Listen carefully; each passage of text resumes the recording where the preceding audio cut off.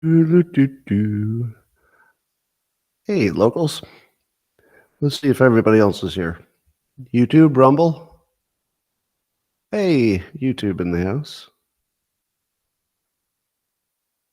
How about Rumble? Anybody from Rumble here yet? Rumble in the house. Good. Doo-doo-doo-doo-doo. Boop-boop-boop-a-boo. Doo-doo-doo-doo-doo. Doo-doo-doo. Good morning, everybody, and welcome to Coffee with Scott Adams, special Mother's Day edition. Happy Mother's Day to all you mothers out there. I hope you're getting everything you want today and a little extra. But if you'd like to take this day up to levels that nobody can even understand, with their tiny human brains, all you need is a cup or a mug or a glass, a tank or chalice, a stein, a canteen, jug or flask, a vessel of any kind. But make sure you wash it yourself because it's Mother's Day, darn it. And join me now for the unparalleled pleasure, the dopamine hit of the day, the thing that makes everything better. It's called the simultaneous sip for Mother's Day, and it happens now. Go.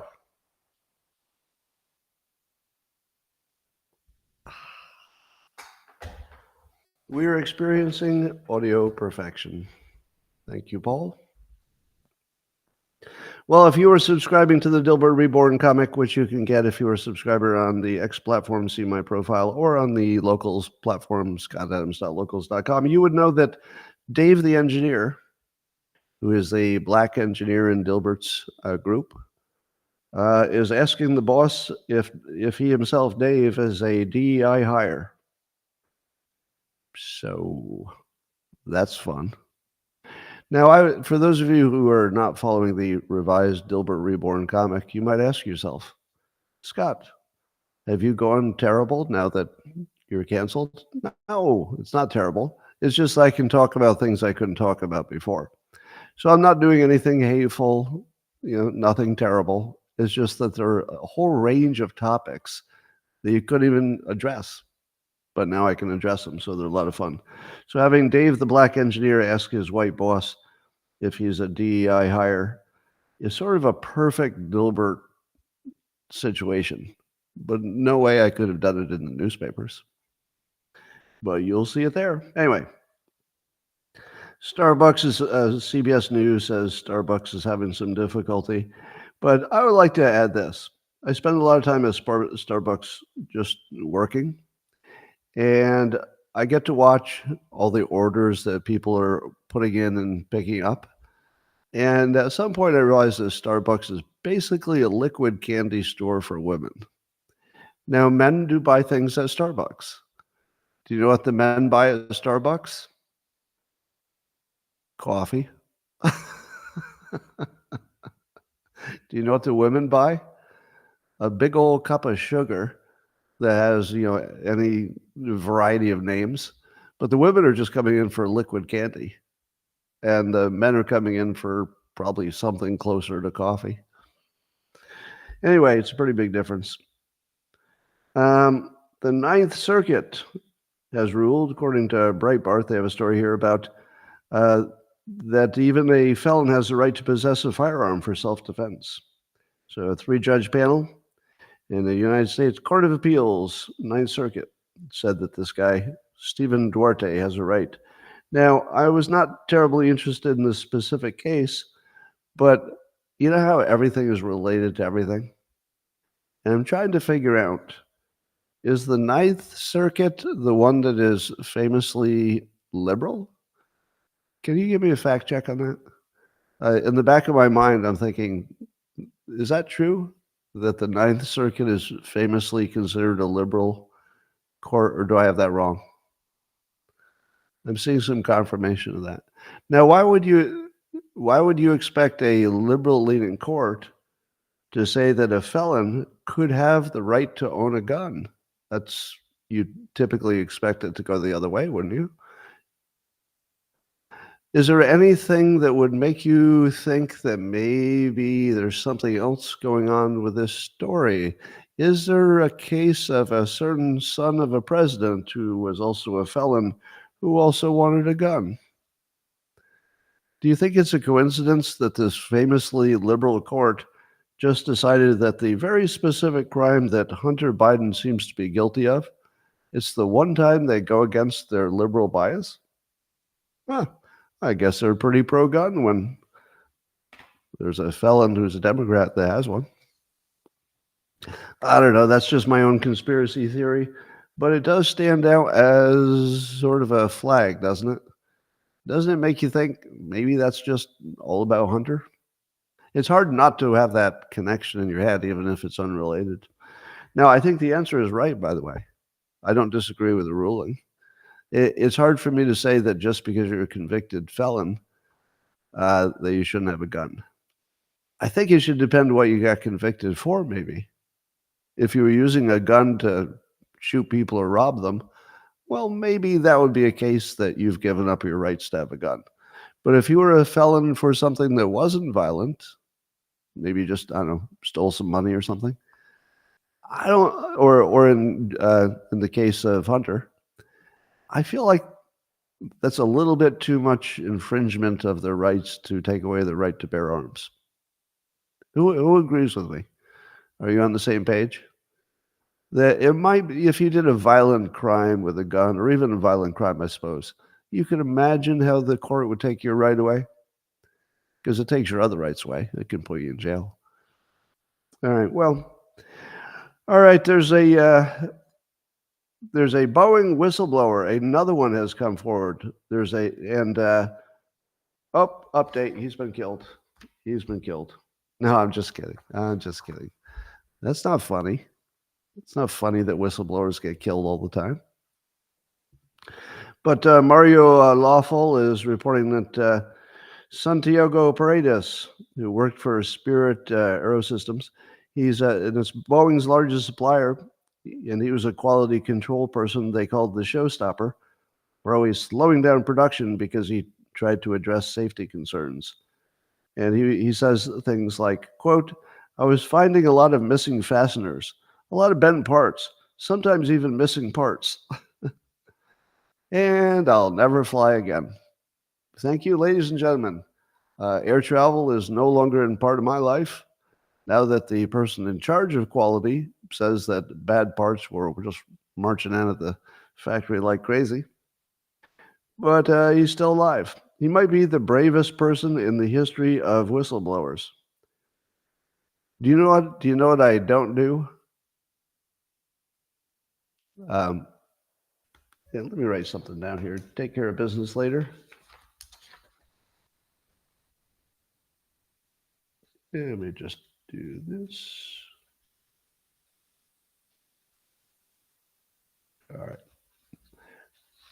Taking care of a little business there. Anyway, he's a pretty brave whistleblower. Personally, if the first two whistleblowers die in suspicious circumstances, if it's me, I don't really blow any whistles after the first two go down. Well, what's your number of whistleblowers before you'll be disappointed? You'll decide not to do it. I'm like, 2 is my maximum. Now, some people will be like, okay, the last 27 whistleblowers were slaughtered. I think I like my chances, but not me. Not me. If 2 whistleblowers die, I just shut up. I just say, shut up. Well, former President Trump came out and said he was not suggesting or not considering Nikki Haley as a vice presidential running mate. Now, I would like to mock everybody who believed Axios reporting about the 2 anonymous sources that said he was considering Nikki Haley. How many of you believed that when you read it? Because I'd be disappointed that I taught you nothing. 2 anonymous sources that are going to say something bad about a Republican that's coming from a Democrat source.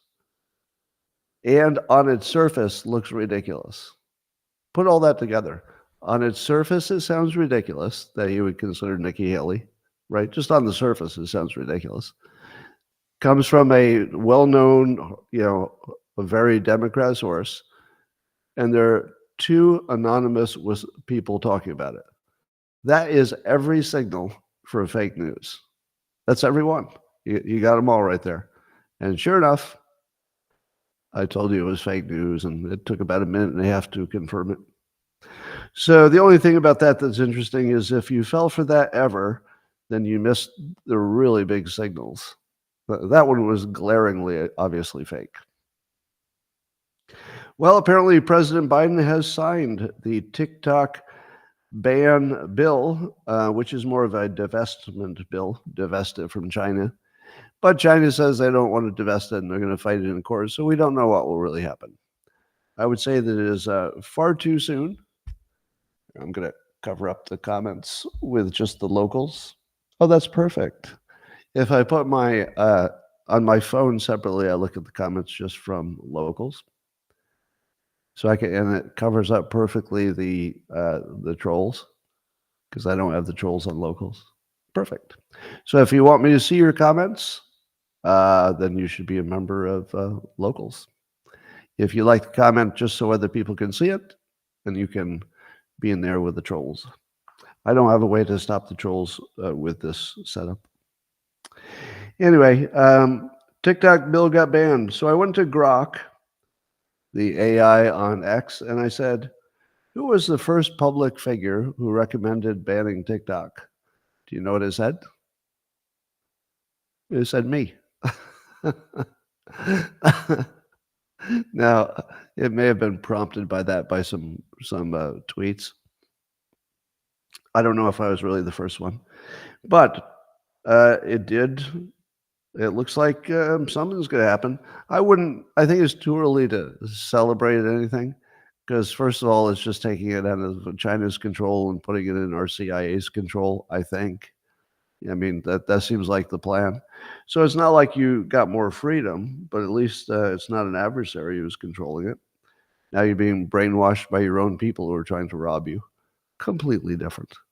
I feel much better when I get mugged by a family member. All right. But let me see, how many things do you think that the situation in Israel changed? In my opinion, and let's see if you agree, I don't think there's any way that would have been the TikTok ban would have succeeded, except for TikTok favoring the Palestinian cause over Israel. Do you all agree that that was decisive? And obviously so, right? Wouldn't you say? Because it went from, wow, this TikTok ban's kind of crazy, anti-free speech, and it went to, oh, let's get rid of this right away. That was entirely because of the October 7th and so much Palestinian support on TikTok, right? So I would say that the TikTok ban, which is a really big deal, should it actually happen, and that was entirely Israel's influence. Now, when I say Israel's influence, I don't mean that there weren't Americans who wanted it too, and for the same reason. There were plenty. And I don't mean that it was only people who were citizens of Israel, because there had to be, a ton of Jewish Americans who said, maybe this isn't good for us. Maybe we should do something different.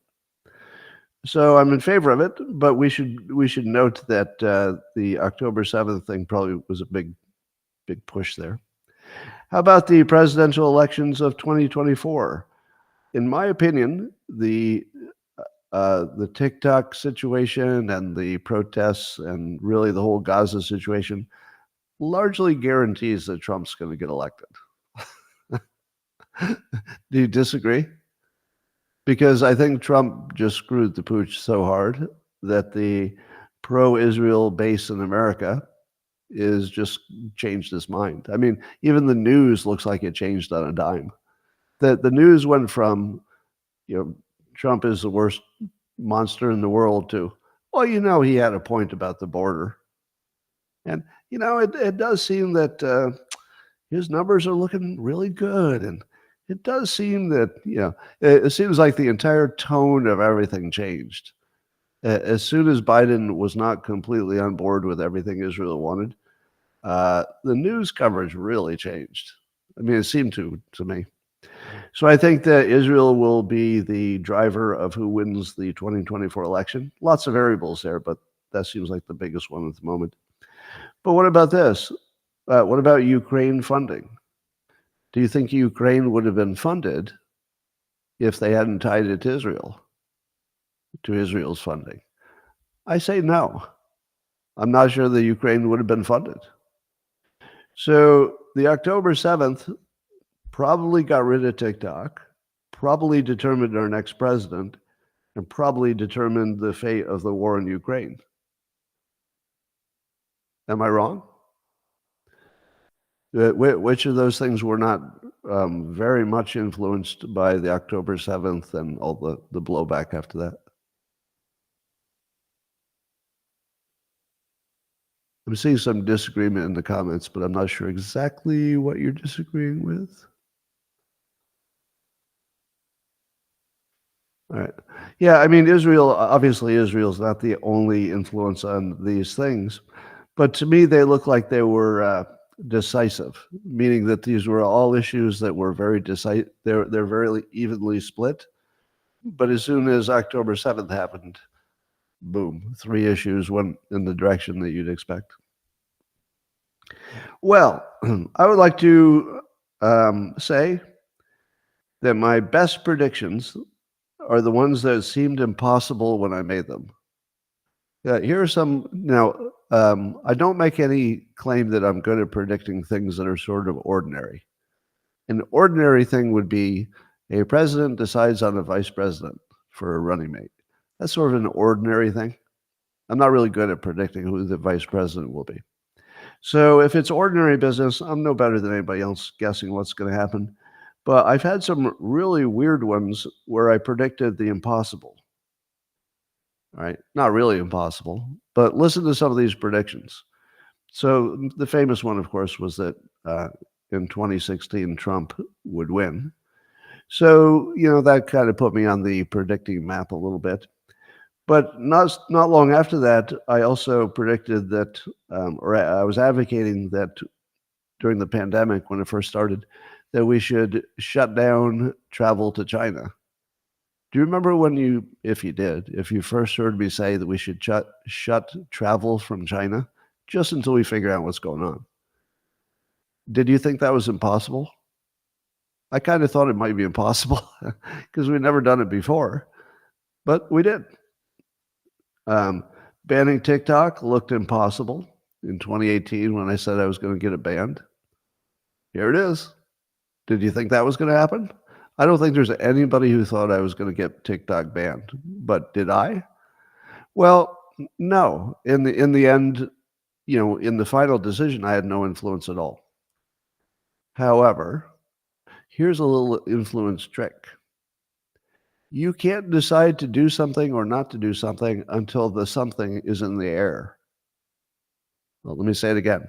You can't decide to do or not do a thing until you're thinking about it. It has to be in your head. And I think that what I did was make it possible to think about banning TikTok, where it wasn't really possible to think about it until somebody talked about it enough. I think if you talk about it enough, it moves it from the unthinkable to the thinkable. And once it becomes thinkable, then other people can decide on their own, maybe for their own reasons, that they want to ban it. But they won't do it until it's thinkable, right? It has to be on the option set. So I believe that what I did was I put it on the option set. One of the people who did that. There were others. What about the idea of attacking the cartels with the military? That's another example. I don't know if that's going to happen, but we have reports that Trump was asking questions about special forces. I think that we have a working arrangement with the cartels with our military and intelligence, so I don't think there will be any military action against them. And I don't think that Trump has been fully briefed that the United States uses the cartels for our own interests. Talk more about that as we get. So, but now it's being considered. So once again, it was something that you couldn't really decide to do or not do because it wasn't even a thing. But I'm one of the people who kept saying it and saying it and saying it until you could at least think that it was thinkable, and it had to become thinkable. It had to become thinkable. Now you can think it. How about the Remember the embassy secret weapon? And when the CIA said, oh, it's definitely a secret weapon, and everybody in the news said it's a secret weapon, and 100% of the world said it's a secret weapon. And I said, that's not a secret weapon. And it turned out, as far as we know at the moment, no secret weapon. So those are my weirdest predictions because all of them seemed impossible when I made them. And we'll see if I can do any more of that. Let's see. Well, Trump was in Wildwood, New Jersey, a perfect name for a place to have the biggest rally in all of history. His supporters say it could be 100,000 people. Democrats, of course, are going to say it's far less than that. But suppose it's 50,000, right? Suppose it's 50,000. Might be. But 100,000 would be crazy. Trump said that Biden is a total moron and the whole world is laughing at him. Correct. Do you think there's any of the leaders of the other countries who are not laughing at Biden? And don't you think that every single leader thinks Trump is a more capable leader than Biden? I'll bet there's not a single world leader who thinks Biden is a better leader than Trump. And do you remember when everybody thought, oh, no, they're going to laugh at that clown. They're going to laugh at that clown. Well, look who's getting the last laugh now. Well, Trump, in his classic Trump way, that I always tell you he gets right, he can summarize better than anybody can summarize. He can brand better than brand. He has exactly the right nicknames and words. And here he says again, just listen to the sentence. He supports Israel's right to win its war on terror. And we're done. That's perfect. That's just perfect. He supports their right to win its war on terror. How in the world do you argue with that statement? How in the world do you argue with it? Now, of course, Biden might say the same thing. If asked, he might say, of course, I support the right to win. But then he would add lots of caveats like, oh, but we don't want to pay for the big bombs. And, yes, but only if you do it the way we think is approved. And yes, but if you do it at the greater loss of life of the IDF to save some civilians, which I'm not saying is a bad idea. I'm just describing. It gets all murky and it doesn't sound like you quite support him, does it? But if you just say, boom, I support Israel's right to win its war on terror. Any questions? No, that pretty much clears everything up. Now, why can't we have a president who can be that clear? Why does it have to be a gray area with Biden? We could have no gray areas. We could just have clarity. He's offering that. Well, Zero Hedge is reporting that consumers' sentiment about Bidenomics is cratered, going through the floor. So the University of Michigan has this latest report card on Bidenomics. And it's really, really super, super unpopular. Total disaster, unexpectedly plunged from 77 to 67. However, they did also change their method of polling. So here's why you can't really trust any news report. So you start reading the thing, and it sounds like, wow, there's this sudden, tremendous drop in support for Biden. But by the time you get to the end, they talk about how they moved from phone polls to online polls. And then they got a big different answer. That's the story. Duh. No, the story is you polled differently. The story is not people changed their minds. This story should say a difference in how they polled got a different answer. It shouldn't say there's some kind of cratering or plunging of people's opinions. No, they just changed how they polled. You should say nothing about it. You should just not even report it. It actually becomes non-newsworthy because there's nothing to compare it to. If you had a comparison, it'd be newsworthy. But if they get rid of their own ability to compare it to their last poll, I think you got to wait for the one after that and the one after that. All right, North Carolina's, this is in the Federalist, North Carolina's early voting locations illegally favor Democrats. Well, how would you do that? Suppose you had a law that says you can put all these early voting, I guess they're ballot pickup places, and you could put them around your state, and that was all legal. And the law said that you can't put them in places that would be super biased. In other words, you can't only put them in the Republican areas or only put them in the Democrat areas. Obviously, that would bias the outcome. So what did the Democrats do? They put them all on college campuses. The exact thing you don't want anybody to do.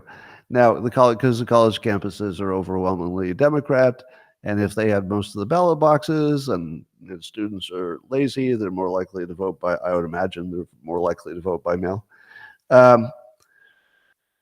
And so there's a court case to challenge that. Now, I'm going to put this in the category of if there's any way to make anything cheat in elections, one of the teams is going to do it. It's not just Democrats, right? If it's cheatable and you have any legal maneuvering or you think you can get away with, they're all going to do it. See, the stakes are way too high. When you have lots of people involved and the stakes are high, rigging is guaranteed. We act like maybe it happened. I think that's the funniest thing. We have a system designed that guarantees cheating. It guarantees it. We make the outcome super, super valuable. You know, President of the United States, control of the Congress, really, really, really valuable. Maybe the most valuable thing of all things because it controls so much money, you know, American money. So, anyway, well, I'm gonna bail out of that point because it wasn't important. So yes, so we've got lots of situations where if you can cheat, people would be expected to cheat. That's all I'm gonna say. If you've got a design that compensates people and doesn't punish them if they get caught, or they think they can not get caught, it's guaranteed. Guaranteed. So you don't even need to talk about the details. You have a system that if you just said, here's my system on paper, and then I'm just going to implement this and then run it year after year, you could predict what would happen. It's the design.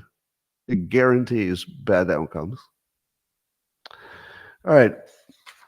Let's talk about hypocrisy in the news. So at the Stormy Daniels trial, you know, you've got Trump, who's in trouble for not that he did anything with Stormy, but rather the way he recorded the expenses as legal expenses. And it's being pointed out, I think Jonathan Turley and others have said this, that when Hillary Clinton paid to fund the Steele dossier, she hid that by calling it a legal expense. So as far as I can tell, it's exactly the same accused crime. And it's all established facts. Isn't it all completely the same? Hiding your expenses as a legal expense when it was really something else. I heard, who is the dumb person arguing this? Oh, I made the mistake of turning on the TV and the Young Turks was on. And one of the guests on the Young Turks, or maybe he's a host, I don't know. It wasn't Cenk, but it was somebody else. He was saying, what was it? He was saying it was different. Anyway, he was doing an analysis of the case that was so pathetically irrational that I wondered if his viewers knew it. But I'll remember it in a minute.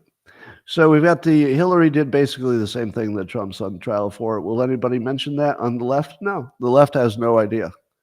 Do you think how many Democrats would know that Hillary even had paid for the Steele dossier and that it was all fake and that it was a legal expense? How many people even know that on the left? Probably nobody. I'll bet you can't even find anybody who knows that, even one person. So they can get away with hypocrisy if nobody knows it. And now we've got the situation of Boxgate. So that was the Stormy trial. But on the Boxgate trial, the Mar-a-Lago boxes, Jack Smith apparently has admitted to altering some evidence, some documentary evidence. So you know that story that some cover sheets were added in that makes it look like it was more classified than it was, and maybe some stuff came from the GSA, and so this whole story is getting muddled. But turns out that if you really look at some of the charges that were given to the January 6th people, they were the same charges that Jack Smith has admitted to doing, which is altering evidence in a government process. So that's pretty sketchy. Oh, so the Young Turk was arguing that Trump was guilty because the only reason he was trying to hide his expenses were for legal reasons, or no, for personal reasons, and that there was some other case and a Democrat was only doing it. So somehow he imagined that Republicans only do things for personal reasons, only do it for political reasons, but Democrats were doing it for other reasons. I mean, it was just completely not as confused as my explanation of it. But let's just say if you're watching the Young Turks to figure out what's going on, you'd be pretty confused. So I guess there were some famous people attended the Stormy trial, the last day of it on Friday, I think. Judge Jeanine was there, and Joy Behar. I think they were there at the same time. Imagine being in the same room with Judge Jeanine and Joy Behar. I think if they touched, there would be like an explosion. It would be like matter and antimatter kind of thing. Joy Behar manages to go to this, and her takeaway was that Trump is more orange in person. That's really all they have. Have you noticed that they've completely given up on policy arguments? That there's total capitulation. They're down to, he scares me and he's more orange than I thought. That's all they have. He scares me for reasons I can't articulate, and he's much more orange than I imagined. And he's selfish. Here's also the dumbest thing that Democrats say. They say that Trump is only in it for himself. Well, first of all, how could you possibly know that? That's mind reading. Secondly, it doesn't matter, because the presidency is the only job where you could be in it completely for yourself, but it's all transparent. What did you do? Did you build a wall just for yourself? Well, maybe it was good for you politically, but a lot of us wanted a wall. So how in the world does a president do something completely selfish and make it work? I don't know how you can do that. If the president isn't doing public things for the public good that are obviously for the public good, then that president loses. They get a bad reputation, they get impeached, they don't get a second term. The only way a president can do a good job for themselves is to do an amazing job for the public. So if you put a big old narcissist in the job whose main interest is looking good, that person's going to do the best job because they really, really want to look good. And the only way you can do it is by doing a good job. There's no other way to do it. So there's just complete nonsense in terms of the complaints about Trump at this point. End Wokeness was showing a list of different countries and showing that a new survey says 7 out of 10 Europeans believe that their country is accepting too many migrants. So these are the numbers of countries who, by over 70%, say their own country is accepting too many migrants. Over 70%. 70%. There are very few topics where you can get the public to be 70% or more on one side. And in Greece, it's 90%. In Ireland, it's 78%, right? But these are all over 70. Greece, Cyprus, Ireland, Austria, Germany, Bulgaria, Poland, Italy, France, Spain, and Sweden. So every one of them has a major incentive to stop the immigration, and it's not happening. So does democracy work anywhere? If you've got a 70+ majority in a really simple issue, let in more people, don't let in more people. Everybody can understand the entire issue. There's no complication there whatsoever. And your citizens can't get that. 3 out of 4. In Germany, 77% of citizens want a stop of immigration or a slowdown. Can't get that done. So do you think that democracy works? Obviously not. It couldn't be more obviously. Now, I know we're not a democracy. We're a republic with democratic principles, etc. But it seems very clear that if you have a Soros-like bag of money, that you can find the weak spots in the system and then exploit the weaknesses. And the weaknesses might be you just have to buy X number of politicians. That's it. It might be cheap to get, and then it doesn't matter what the voters think if you get the right politicians in your pocket. So I will say again that the United States is not any kind of a democracy and not any kind of a republic with democratic principles. We are a criminal organization and have been for a long time. I will say also provocatively, it's the best form of government because democracies don't last, but a criminal organization might. Right. So,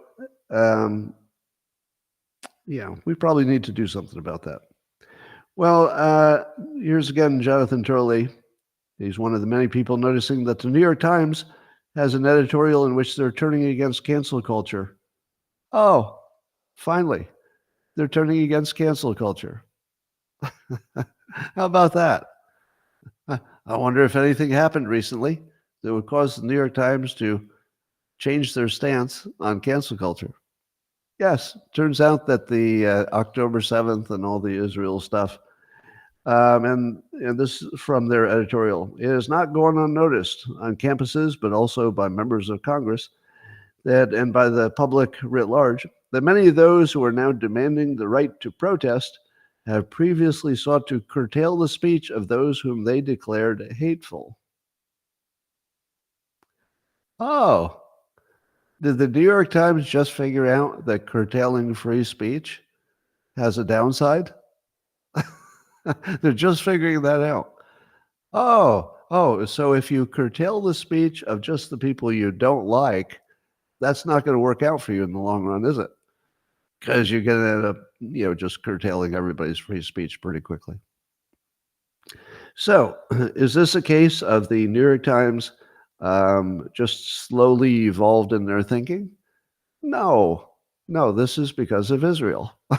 Again, the Israel and October 7th and the protests. So even America's view on cancel culture just changed because of Israel and Israel's situation. Now, in the prior conversation, I was saying to you, it helps to make the unthinkable thinkable.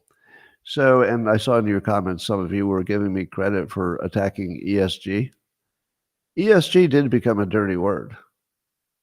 And in order for that to happen, and DEI is now a dirty word for at least half the country or more. And that only happens if somebody goes first.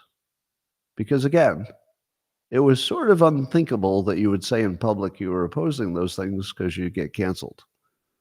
And now some of us got canceled and we're still here. So now it's thinkable. So now you see, it's for fairly widespread opinion that DEI is just racism. And now you can say that. Well, The Economist, which is a publication, has a report that gangs are gaining ground in Latin America, and this is why iron fist policies won't beat them back. Huh. Does El Salvador know that the iron fist policies won't work? Because it seems to be working really well there. Why do you suppose that The Economist would run an article saying that iron-fisted policies against the gangs, let's call them the cartels, won't work? Well, Mike Benz gives us one hypothesis. He says, once you understand The Economist is a blob rag, a blob rag. In other words, The Economist is part of the large, CIA intelligence censorship, blob. So basically, they're not an independent source of news, that they're influenced, according to Mike Benz, by the big influencers who run everything. And he says, once you understand The Economist is a blob rag and narco gangs are an instrument of blob paramilitary control over Latin America's internal politics, headlines like this will make a lot more sense to you. Oh, there we go. Yes. So if you know the players, everything makes sense. So suddenly a blob publication, according to Mike Benz, is now a little bit more pro-cartel than you would expect them to be. Well, that could be because our intelligence people are pro-cartel in the sense that they need them to control Latin American countries. And in return, what do you think we do? Open our borders and let them get away with fentanyl. Of course. Yeah. Well, once you see it, it's hard to unsee it, because that's got to be the reason that we're not fighting militarily against the cartels. They've got to be on our side. In the worst possible way, they're on our side. But there's no other explanation for it. I think it's obvious. And it explains fentanyl for sure. All right. The Biden administration just granted some kind of sanctions relief to several Arab nations to buy military stuff from us at the same time that they were denying some of the military aid to Israel. Now, I don't think that these things are necessarily a problem or even related, except by coincidental timing. But talk about the worst possible look to be the Biden administration, elections coming up, you've denied the bombs to Israel. At the same time, you're saying, Lebanon, Yemen, and Qatar, you can buy our defensive weapons. Sure, of course you can, no problem. Yeah, it's not a good look. It's not a good look. Now I would like to ask you this provocative question. Have you seen the opinion, and I think comic Dave Smith is maybe one of the most notable ones of this opinion, but other people have it as well. And the idea is that Israel was playing a clever game in which they were pretending to support Hamas's control of Gaza, but really it was a cynical play to keep them as terrorists so that later they could grab their land. How many of you subscribe to that view? That Netanyahu always knew that backing Hamas would lead to more terrorism, and that he did it anyway because he knew that at some point it would give Israel cause to act and grab all their land and control everything. You believe it? I'm looking at your comments. I'm seeing no's and yeses. So it doesn't look like people are embracing it too hard. But here's my question. How would anything look different if what Netanyahu was doing was simply giving them what they asked for? How would it look different? Because here's what I think is true. I think that Netanyahu gave them what they were asking for, which was self-rule, and apparently they wanted Hamas in Gaza. I think he gave them what they wanted, but at the same time, I think he knew it would blow up. Is that wrong? Because what was he supposed to do? Was he supposed to not give them what they wanted? And that would make everything better? So I think that the comic Dave Smith view could be simultaneously true and irrelevant at the same time.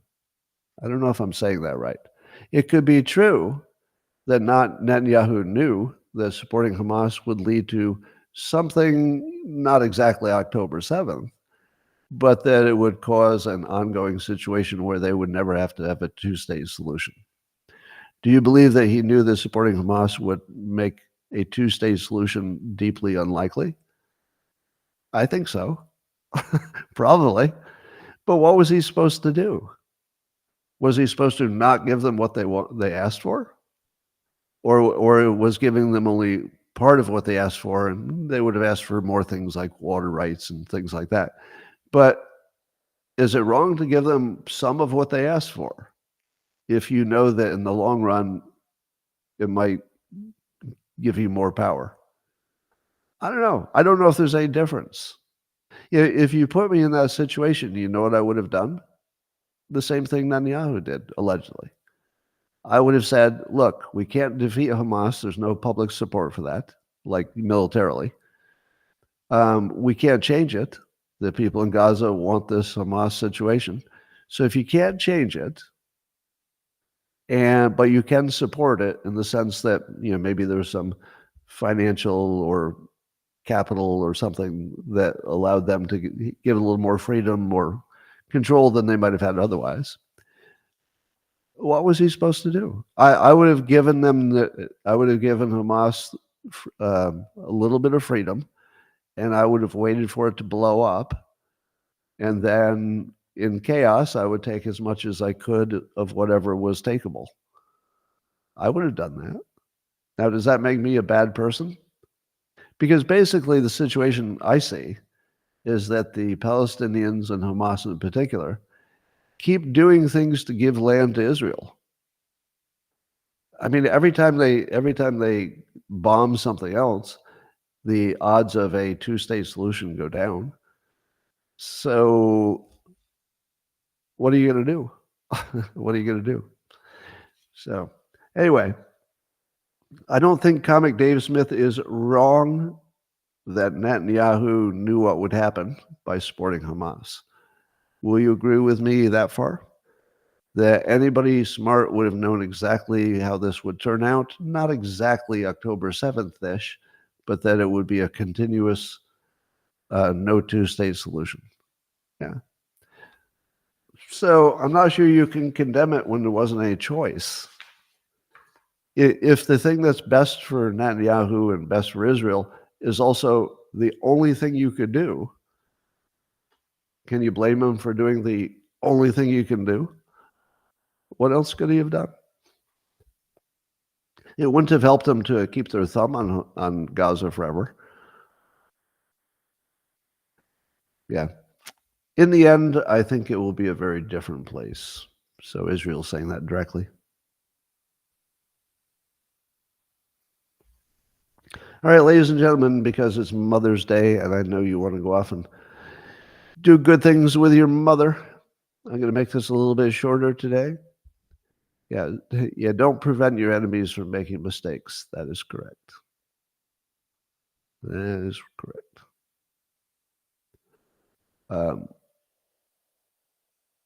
Billions in defending against Gaza. So I'm saying that they also spent billions in defending against Gaza, and then it looked like there was no defense against Gaza. No, Scott, because Israel also invested billions in defending against Gaza. The failure was a complex event. Well, I think the defensive failure, probably was just incompetence. I mean, why would you assume it was more than that? It doesn't seem to me like you could really close an entire border with Gaza if somebody was really motivated to breach it. You could close the border against a handful of people trying to get across, maybe. You're not going to close it if thousands try to go at the same time. That's not a thing. So anyway, happy Mother's Day to everybody. I'm going to talk to the locals people privately. Let's see if I can get my technology to do what I want, which is to get private with the local supporters only. And the rest of you, I'll see tomorrow. Same time, same place.